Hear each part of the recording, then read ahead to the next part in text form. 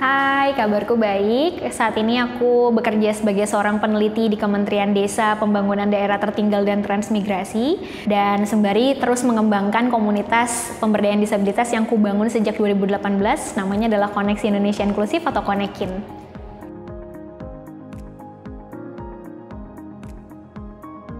Ya, jadi waktu 2019 itu aku dan tim Konekin tuh sedang punya ide untuk bisa membuat program magang bagi disabilitas.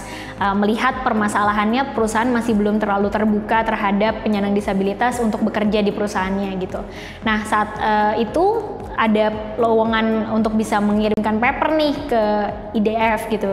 Jadi aku dan timku akhirnya bersepakat, yaudah deh dibanding cuman ide untuk komunitas saja, kenapa nggak kita coba tulis papernya dan coba ajukan ke IDF.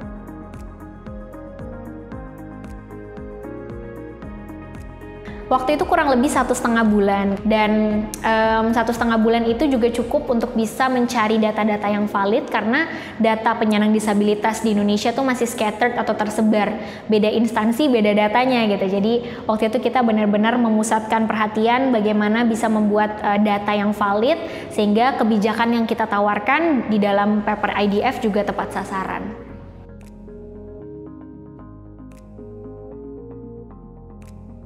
Yang pertama tentunya orisinalitas ide gitu ya. Jadi sebisa mungkin ide yang kita ajukan dalam IDF adalah ide original kita gitu. Dan yang kedua adalah mulai dari ide yang besar dulu, kemudian kita tarik lebih kerucut lagi kepada ide yang spesifik sehingga solusi yang kita tawarkan dalam paper kita pun lebih konkret dan juga lebih tepat sasaran. Dalam membuat paper atau presentasi, usahakan data dan angka yang kita ajukan itu valid gitu. Jadi membuat paper tidak hanya baik untuk dari sisi narasi dan juga usulan kebijakan, tetapi juga bagaimana membuka mata bagi para pembaca paper kita dan juga orang-orang yang hadir saat kita presentasi bahwa masalah yang kita bawa ini adalah masalah yang benar-benar patut untuk diselesaikan bersama.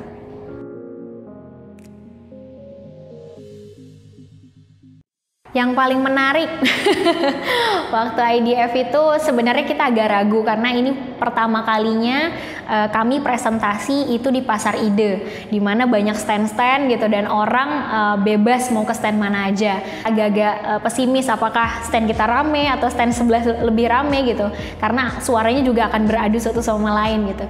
Tapi yang menariknya pada saat kita presentasikan ide, banyak sekali orang-orang yang tertarik untuk datang ke stand kita dan mendengarkan. Padahal isu disabilitas itu kan bukan isu yang sebenarnya selalu hangat di masyarakat gitu ya.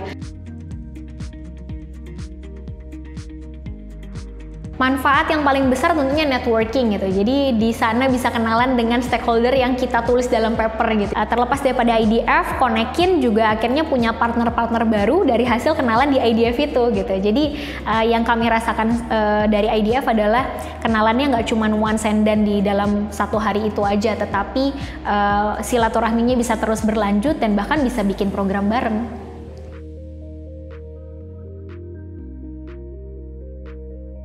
Kalau bicara soal produktivitas itu sebenarnya banyak faktor yang mempengaruhinya. Untuk bisa jadi produktif itu perlu banyak dukungan dari perusahaannya. Kalau kita bicara soal penyandang disabilitas misalnya, bagaimana sih pekerja disabilitas bisa produktif? Yang paling dasar adalah apakah sebenarnya lingkungan kerjanya sudah aksesibel dan inklusif gitu. Jadi akomodasi yang layak bagi pekerja disabilitas itu penting supaya mereka bisa produktif dalam bekerja.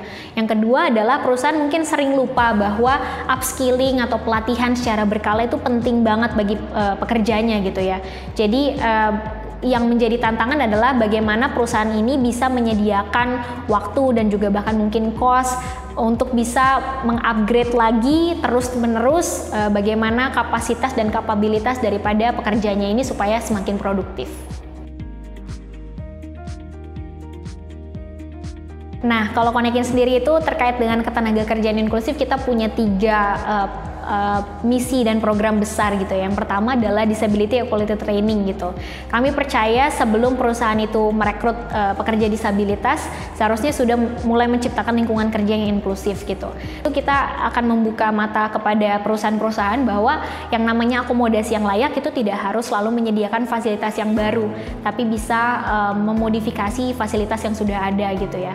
Nah, yang kedua, kita bekerja sama dengan beberapa perusahaan untuk menyelenggarakan yang namanya perekrutan inklusif gitu.